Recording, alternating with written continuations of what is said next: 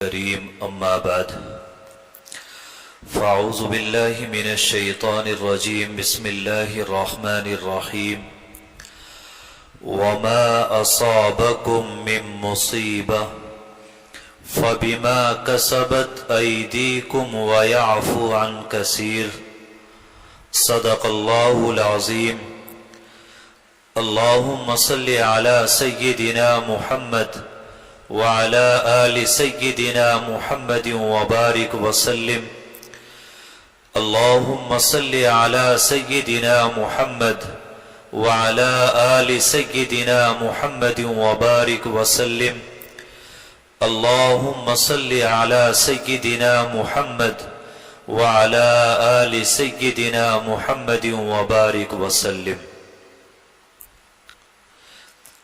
میرے محترم بزرگوں اور عزیز ساتھیوں، قرآن کریم کی جو آیت کریمہ آپ حضرات کے سامنے تلاوت کی ہے،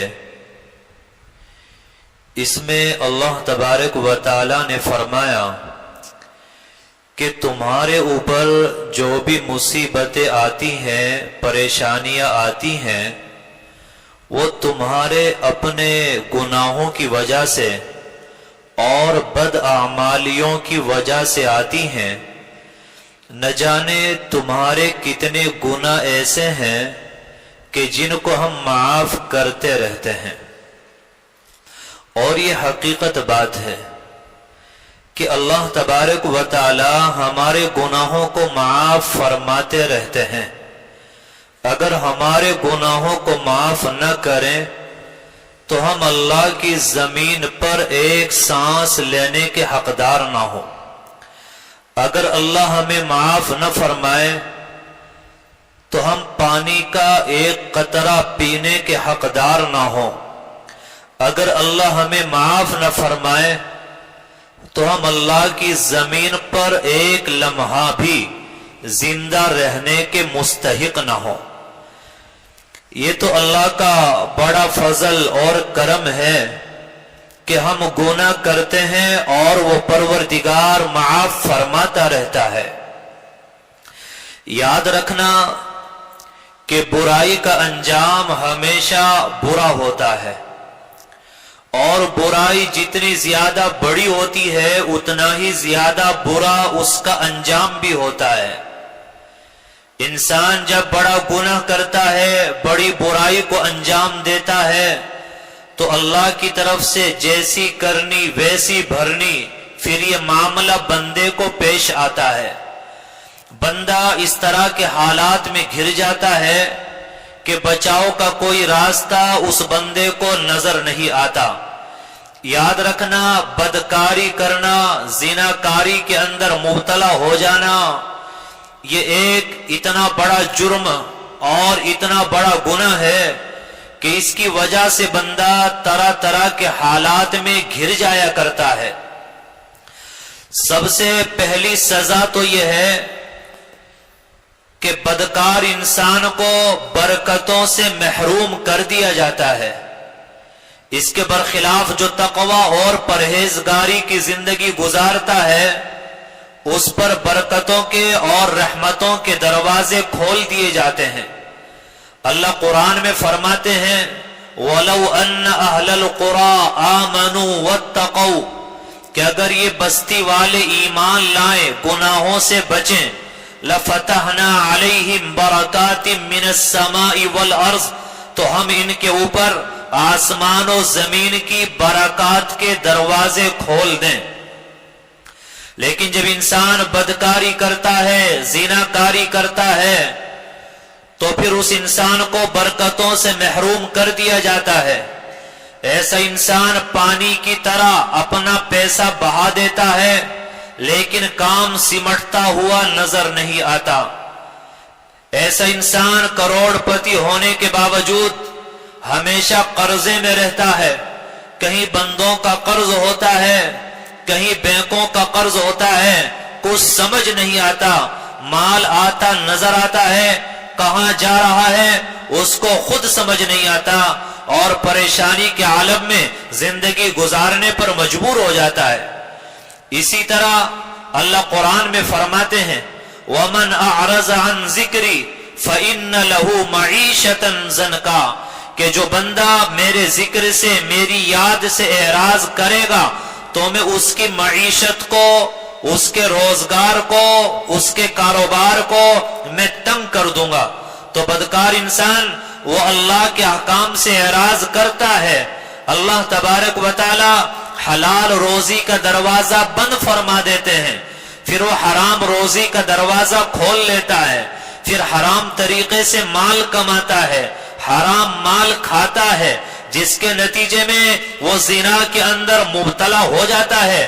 ہمارے سامنے کتنی مثالیں ہیں کہ اچھے خاصے کھاتے پیتے گھر کا چشم و چراغ تھا، جوانی کی دہلیز پر قدم رکھا، شہوت کے طوفان کو نہ روک سکا، بدکاری اور زناکاری کے اندر مبتلا ہو گیا، تو وہ وقت آیا کہ جائیداد چلی گئی، مکانات چلے گئے، بینک بیلنس ختم ہو گئے، اور اس کا باپ جس بستی کا بڑا آدمی سمجھا جاتا تھا، آج اس کا یہ بیٹا اس بستی کے اندر ادھار لے لے کر اور بھیک مانگ مانگ کر اپنا کام چلانے پر مجبور ہو رہا ہوتا ہے۔ قرآن میں اللہ نے فرمایا وَمَا أَصَابَكُم مِّن مُّصِيبَةٍ فَبِمَا كَسَبَتْ أَيْدِيكُمْ، کہ تمہارے اوپر جو پریشانیاں، جو مصیبتیں آتی ہیں وہ تمہاری بدعمالیوں کی وجہ سے آتی ہے۔ جیسے اگر تسبیح کا دھاگا ٹوٹ جائے تو تے بتے دانے نیچے گر جاتے ہیں، فرمایا جو بدکاری کے اندر مبتلا ہوتا ہے تو مصیبتیں تہبتیں اتنی اس کے اوپر آتی ہیں کہ عقلیں حیران ہو جاتی ہیں، وہ پریشان ہو کے رہ جاتا ہے، اور طرح طرح کے خیالات، کہیں خودکشی کا خیال ہے اور کہیں کچھ گناہ کرنے کا خیال ہے، اور پریشانی کے عالم میں زندگی گزارنے پہ مجبور ہو جاتا ہے۔ حدیث پاک کے اندر آتا ہے کہ جس قوم کے اندر زنا عام ہو جائے اور جس قوم کے اندر سودی لین دین عام ہو جائے، فرمایا کہ اللہ اس قوم کی ہلاکت، تباہی اور بربادی کا فیصلہ فرما دیا کرتے ہیں۔ فرمایا کہ جس قوم میں سود عام ہو جائے، جہاں زنا عام ہو جائے، پھر اللہ ان پر قحط سالی مسلط فرما دیتے ہیں۔ قحط کیا ہوتا ہے؟ کبھی بارشیں بند ہو جاتی ہیں، کبھی بارشیں اتنی زیادہ ہوتی ہیں کہ سبزیاں ختم ہو جاتی ہیں، فصلیں خراب ہو جاتی ہیں، اور گھر تباہ اور برباد ہو جاتے ہیں، بیماریوں کا حملہ ہوتا ہے، اور اگر پھولوں کے اندر خوشبو نہیں ہوتی اور پھلوں کے اندر ذائقہ نہیں رہتا، انسانوں کے اندر سے وفائیں ختم ہو جایا کرتی ہیں، یہ گناہوں کی سزا ہوتی ہے۔ اسی طرح یاد رکھنا کہ بدکاری اور زناکاری یہ ایک ایسا جرم، ایک ایسا گناہ ہے کہ اس کی وجہ سے ہنستے بستے گھر برباد ہو جایا کرتے ہیں، اچھے خاصے گھر اجڑ جایا کرتے ہیں۔ میرے بھائیو یاد رکھنا کہ اگر کوئی مرد زنا کا عادی ہو جائے تو اس کی بیوی کتنی حسین و جمیل کیوں نہ ہو، اپنی بیوی کے اندر سے کشش ختم ہو جاتی ہے۔ اگر کوئی عورت زنا کی عادی ہو جائے، شوہر کتنا ہی پیار کرنے والا ہو، کتنی عزت دینے والا ہو اور کتنا ہی جان مال لٹانے والا ہو، اس عورت کے اندر سے اپنے شوہر کی کشش ختم ہو جایا کرتی ہے، اور انجام یہ ہوتا ہے کہ کمرہ ایک ہے، مکان ایک ہے، اور چارپائی یا بستر ایک ہے، میاں بیوی پاس لیٹے ہیں تو جسم کے اعتبار سے قریب ہیں، لیکن شوہر کا دماغ کہیں اور ہے اور بیوی کا دماغ کہیں اور ہے، جسم کے اعتبار سے قریب ہوتے ہیں اور دل اور دماغ کے اعتبار سے وہ بہت زیادہ دور ہوتے ہیں، یہ گناہ کرنے کا انجام ہوتا ہے۔ اگر کوئی انسان زنا کرے، بدکاری کرے اور وہ اس گناہ سے توبہ بھی کر لے تو یاد رکھنا توبہ کرنے کے بعد بھی اس گناہ کا جو خیال ہے، جو وسوسہ ہے، وہ زندگی بھر یاد آتا رہے گا، دل دماغ کو ڈستا رہے گا، اور اس گناہ کے وسوسے کے عذاب سے اپنے آپ کو نہیں بچا پائے گا۔ یہ اتنا برا فعل اور اتنا برا راستہ ہے۔ اسی طرح اس گناہ کی وجہ سے عمر کم ہو جاتی ہے۔ حدیث پاک کے اندر آتا ہے کہ زنا کی جہاں بہت ساری سزائیں دی جاتی ہیں، وہاں پر ایک سزا یہ ہے کہ ایسے بندے کی عمر گھٹ جاتی ہے، عمر کم ہو جایا کرتی ہے، عام طور سے جوانی کی حالت میں موت آتی ہے، ایکسیڈنٹ، حادثات، اچانک کی موت ایسے انسان گھیر لیا کرتی ہے۔ یہ اس گناہ کا برا انجام انسان کے لیے ہوا کرتا ہے۔ آج ہم لوگ کہتے ہیں کہ آج مسلمان دنیا کے اندر ذلیل ہو رہا ہے، آج مسلمان پٹ رہا ہے، کوئی آواز اٹھانے والا نہیں، کوئی بولنے والا نہیں۔ یاد رکھنا مسلمانوں، قرآن کا فیصلہ ہے کہ اگر غیر شادی شدہ بدکاری کرے، زنا کرے، تو اس کو 100 کوڑے مارے جائیں اگر اسلامی حکومت ہو، اور اگر شادی شدہ زنا کرے فرمایا پتھر مار مار کر سنسار کر دیا جائے۔ اب ایمانداری سے بتائیے، آج سود عام ہے، آج زنا عام ہے، آپ بتائیے اللہ کی نظر میں کیا ہم لوگ زندہ رہنے کے حقدار ہیں؟ کیا اللہ کی نظر میں قرآن کے اعتبار سے، احادیث کے اعتبار سے، کیا اللہ کی زمین پر ہم آزاد رہ کر زندگی گزارنے کے حقدار ہیں؟ ہم تو اللہ کی نظر میں خود زندہ رہنے کے قابل نہیں۔ پھر موت آئے، چاہے سنسار ہو، چاہے فتنے ہو، چاہے فساد ہو، چاہے کوئی ظالم ظلم کرے، پھر جب بندہ ظلم کرتا ہے تو پستا ہے۔ تو یہ ہماری بدعمالیاں ہیں۔ آج ہماری نظر یہاں تو جا رہی ہے، فلاں نے ایسا کر دیا، فلاں نے ایسا کر دیا۔ ہم خود کیا کر رہے ہیں؟ ہم تو خود اللہ کے باغی ہیں، ہم تو خود اللہ کے نافرمان ہیں، ہم خود اللہ کی نظر میں زندہ رہنے کے حقدار نہیں ہیں۔ تو پھر حالات نہیں آئیں گے تو کیا ہوگا؟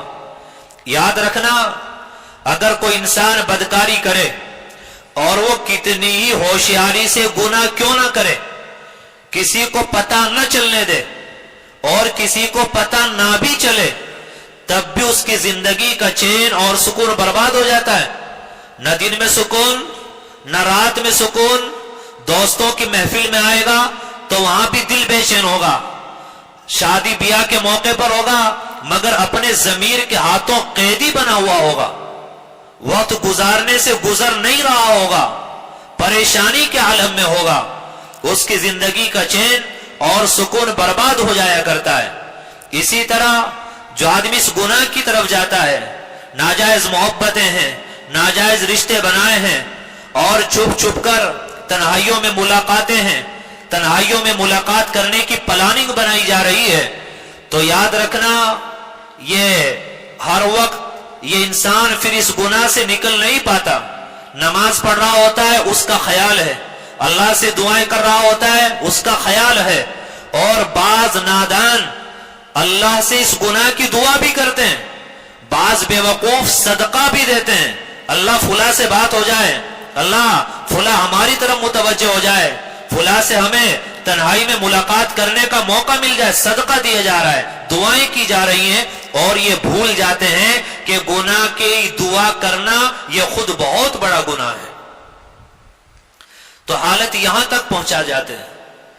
اسی طرح یہ جرم اور یہ گناہ ایسا گناہ ہے کہ اس کی وجہ سے توبہ کی توفیق سلب ہو جاتی ہے۔ بندے کو اس گناہ سے توبہ کی توفیق آسانی کے ساتھ نہیں ملتی، کیونکہ مرد جانتا ہے کہ وہ عورت پرائی ہے، میری نہیں ہے، عورت بھی جانتی ہے میرا شوہر اور ہے، یہ مرد پرایا ہے، لیکن دونوں ایک دوسرے کے ساتھ رہنے کی قسمیں کھاتے ہیں، ایک دوسرے کو یقین دلاتے ہیں میں تمہیں نہیں چھوڑوں گا، وہ کہتی میں تمہیں نہیں چھوڑ کر جاؤں گی۔ اب آپ بتلائیے، جب زندگی بھر ساتھ رہنے کی قسمیں کھائی جا رہی ہیں اور زندگی بھر کے لیے ایک دوسرے کا ساتھ دینے کے وعدے ارادے کیے جا رہے ہیں، تو زندگی بھر تو گناہ کا ارادہ آپ نے کیا، تو توبہ کی توفیق کیسے ملے گی؟ توبہ تو کہتے ہیں کہ گناہ ہو گیا، بس آئندہ نہ کرنے کا مضبوط ارادہ ہو اور آدمی توبہ کر لے، یہاں تو زندگی بھر گناہ کرنے کا ارادہ کیا جا رہا ہے۔ شیطان دھوکہ ڈالتا ہے، آج گناہ کر لو، آج آخری مرتبہ، اور پھر توبہ کر لینا، پھر گناہ نہ کرنا، ایسے انسان کا کبھی آخر نہیں ہوتا. ہر مرتبہ گناہ کرے گا، ہر گناہ کو آخر سمجھتا رہے گا اور گناہ پہ گناہ کرتا چلا جائے گا، اور توبہ کی توفیق ایسے انسان سے چھین لی جاتی ہے. اور بعض مرتبہ آخرت میں سزا بھی بڑی دی جاتی ہے. جیسے ایک آدمی حالت کفر میں زندگی گزار رہا ہے، ایک کافر مثلا 70 سال زندہ رہا، تو بتلائیے جہنم میں اس کو سزا دی جائے گی، تو سزا 70 سال کے لیے ہے یا ہمیشہ ہمیش کے لیے؟ ہمیشہ ہمیش کے لیے. کیوں؟ کیونکہ وہ زندہ تھا، اس کا ارادہ یہ تھا کہ اگر میں 1 سال زندہ رہا تو کفر پر ہی قائم رہوں گا، کفر کرتا رہوں گا، تو نیت بہت لمبی تھی، تو سزا بھی بہت لمبی دی گئی. تو یہاں بھی جو انسان اس گناہ کی طرف جاتا ہے وہ 2-4 دن کے لیے نہیں، وہ بہت لمبا ارادہ ہوتا ہے، لمبی نیت ہوتی ہے اور آگے چلنے کا ارادہ ہوتا ہے، تو سزا بھی بہت لمبی دی جاتی ہے. آپ ذرا سوچیں، ایسا انسان نماز پڑھ رہا ہے تو اس کا خیال، سجدے میں تو اس کا خیال، دعائیں کر رہا ہے تو اس کا خیال، اللہ نہ کرے موت آ جائے تو دل میں اللہ کا خیال ہوگا یا اس کا خیال ہوگا؟ جب اللہ کا خیال نہیں، غیر کا خیال ہے، تو آپ بتلائیے اب یہ دنیا سے ایمان کے ساتھ جائے گا یا یہ غیر پر مر کر دنیا سے جائے گا؟ یہ بے شمار نقصانات ہیں جن کی طرف ہماری کوئی توجہ نہیں، جن کی طرف ہمارا کوئی خیال نہیں. فرمایا جس قوم کے اندر یہ زنا پھیل جائے تو وہاں موت کثرت کے ساتھ ہوتی ہے، جنازوں پہ جنازے، کہیں جوانوں کا جنازہ ہے، کہیں بوڑھوں کا جنازہ ہے، وہاں موت کثرت کے ساتھ پھیل جایا کرتی ہے. میرے بھائیوں، موت کب آ جائے کسی کو کچھ پتا نہیں. ہم یہاں بیٹھے ہیں، ہر ہفتے یہ پروگرام، یہ مجلس، اصل یہ ہے کہ ہم ذرا متوجہ ہوں، ہم متنبہ ہوں. ہم میں سے ہر کوئی سوچے اگر ابھی موت آ جائے تو کیا ہم اس قابل ہیں کہ اللہ کے حضور جا سکیں؟ کیا ہمارے اعمال اس قابل ہیں کہ اللہ کے سامنے جا کر کھڑے ہو سکیں؟ یہ موقع کب ملے گا؟ اپنے آپ کو ہم لوگ کب بدلیں؟ ہم گناہوں کو کب چھوڑیں؟ ہم اللہ کے سامنے پکی سچی توبہ کب کریں؟ یاد رکھنا، گنہگار انسان مر جائے، توبہ نہ کرے، اللہ اس کو معاف نہ کرے، جہنم میں ڈالا جائے گا. وہاں سزا آگ ہے. سمجھ لیں جو دنیا میں رہے، گناہ کرے، اللہ کی نافرمانی کرے، تو آخرت کی سزا آپ چھوڑ دیں. دنیا میں بھی سزا ملتی ہے اور دنیا میں سزا بھی آگ ہے. وہ دل میں، دماغ میں آگ لگی رہتی ہے اور بار بار خیالات آنا، اسی کی یادوں میں کھویا رہنا، کسی کام کی خبر نہ ہونا، بیوی بچوں کا خیال نہ ہونا، ماں باپ کا احترام نہ ہونا، یہ ساری کی ساری وہ چیزیں ہیں جو انسان کے لیے زندگی کو جہنم بنا دیتی ہیں. ایسا انسان اللہ کی نظر میں بھی گر جاتا ہے، مخلوق کی نظر میں بھی گر جاتا ہے. اللہ نہ کرے اولاد کو پتہ چل جائے تو زندگی بھر ایسا باپ اولاد کے سامنے نظر اٹھانے کے قابل نہیں رہتا. تو اللہ نے ہمیں موقع دیا ہے، ہم توبہ کریں. جوان بڑی تعداد میں آئے ہیں، ہم ان گناہوں کو چھوڑیں، ہم اللہ کی طرف آئیں. اگر ان گناہوں سے اپنے آپ کو بچانا چاہتے ہیں اور اس دلدل سے ہم لوگ باہر نکلنا چاہتے ہیں، اس کا علاج کیا ہے؟ مختصراً اس کا علاج میں آپ کو بتائے دیتا ہوں. دیکھیے، اس کا علاج کثرت ذکر ہے. بندہ کثرت کے ساتھ اللہ کا ذکر کرے. یہاں جو ذکر کرایا جاتا ہے، پہلی تسبیح ہوتی ہے لا الہ الا اللہ. ترتیب ہوتی ہے کہ ہم دل سے کھینچتے ہیں لا الہ، گردن پیچھے لے جاتے ہیں، پھر کہتے ہیں الا اللہ. تو تصور کریں جب دل سے ہم نے لا الہ کو کھینچا تو سوچے اللہ کے غیر کو دل سے نکال کر پیچھے پھینک دیا. جب کہتے الا اللہ تو سوچے اللہ کی محبت کو میں نے دل میں بسا لیا. کیونکہ ذکر کی کثرت کی وجہ سے فکر کی گندگی دور ہوتی ہے، شہوت کنٹرول آتی ہے، اور گناہوں سے بچنا، شیطان اور نفس کا مقابلہ کرنا وہ انسان کے لیے آسان ہو جاتا ہے، تو کثرت ذکر یہ پہلا علاج ہے۔ نوجوان بڑے پریشان رہتے ہیں، نکلنا چاہتے ہیں، کنٹرول کرنا چاہتے ہیں، نہیں ہو پا رہا ہے، تو پہلا علاج کثرت ذکر ہے۔ ہم لوگ ہفتے میں آتے ہیں، یہاں ذکر کیا، بات ختم۔ 24 گھنٹے میں 10-15 منٹ ہم نکالیں۔ موبائل سے 24 گھنٹے کام لیتے ہو تو 1 گھنٹہ چارجنگ پر لگاتے ہو، تو 24 گھنٹے نفس اور شیطان کا مقابلہ کرنا ہے، تو کم از کم 10-15 منٹ کے لیے اپنے دل کو بھی تو چارج کر لیں، اللہ کی طرف متوجہ ہو جائیں، ذرا تنہائی میں بیٹھ جائیں، ذرا اللہ سے مانگ لیں اور اللہ کی محبت کو دل میں بسا لیں، تو نفس اور شیطان کا مقابلہ کرنا وہ ہمارے لیے آسان ہو جائے گا۔ تو پہلی چیز کیا ہے؟ کثرت ذکر۔ اور دوسری چیز ہے نظر کی حفاظت۔ قرآن میں آیا قُلْ لِلْمُؤْمِنِينَ يَغُضُّوا مِنْ أَبْصَارِهِمْ وَيَحْفَظُوا فُرُوجَهُمْ، ایمان والوں سے کہہ دیجئے کہ وہ اپنی نظروں کو جھکا لیں اور اپنی شرمگاہوں کی حفاظت کریں۔ معلوم ہوا نظر جھکے گی تو شرمگاہ کی حفاظت ہوگی۔ جب نظر خراب ہوتی ہے تو انسان کے جسم کے اندر الگ طرح کی ایک حرکت دوڑتی ہے، شہوت بھڑکتی ہے، نفسانی خواہشات پروان چڑھتی ہے اور گناہ کے خیالات شدت کے ساتھ پیدا ہوتے ہیں۔ اور پھر ہمیں یہ بھی سوچنا چاہیے، کوئی غیر محرم لڑکی ہے، اس کا باپ ساتھ میں ہے، وہ آپ کو دیکھ رہا ہے، کیا آپ کے اندر یہ طاقت ہے، کیا آپ کے اندر یہ مجال ہے کہ باپ آپ کو دیکھ رہا ہو اور اس کے دیکھتے ہوئے آپ اس کی لڑکی پر غلط نظر ڈالیں؟ تو ہمیں سوچنا چاہیے کہ وہ بھی تو اللہ کی بندی ہے۔ جب ہم نظر خراب کر رہے ہیں تو اللہ تو ہمیں دیکھ رہا ہے، تو اللہ کے سامنے کیسے جرأت ہوتی ہے یہ گناہ کرنے کی؟ تو دوسری چیز کیا ہے؟ نظر کی حفاظت کرنا۔ اور تیسری چیز جو حدیث پاک کے اندر بیان کی گئی، بیٹا آپ کا جوان ہے، بیٹی آپ کی جوان ہے، مناسب رشتہ تلاش کریں، رسم و رواج سے اپنے آپ کو بچائیں اور نکاح کریں، اس سے عزتیں بھی محفوظ۔ حدیث پاک کے اندر نبی علیہ السلام نے فرمایا یا معشر الشباب من استطاع منکم الباءۃ فلیتزوج، اے نوجوانوں کی جماعت، تم میں سے جو شادی پر طاقت رکھتا ہو تو چاہیے شادی کرے، نکاح کرے۔ فرمایا جو اس کی طاقت نہ رکھتا ہو فعلیہ بالصوم، تو وہ روزوں کو لازم پکڑ لے۔ روزوں کی یہ تاثیر ہے کہ اس سے گناہ جلتے ہیں، نفس کمزور ہوتا ہے اور گناہوں کے خیالات، شہوانی جذبات، یہ تمام تر چیزیں کنٹرول میں آ جاتی ہیں۔ اس کا مشاہدہ رمضان المبارک میں بخوبی آپ لوگوں نے کیا ہوگا۔ اسی طرح روزوں کا اہتمام کریں، اسی طرح تنہائی سے اپنے آپ کو بچائیں۔ جیسے نوجوان بڑی تعداد میں بیٹھے ہیں،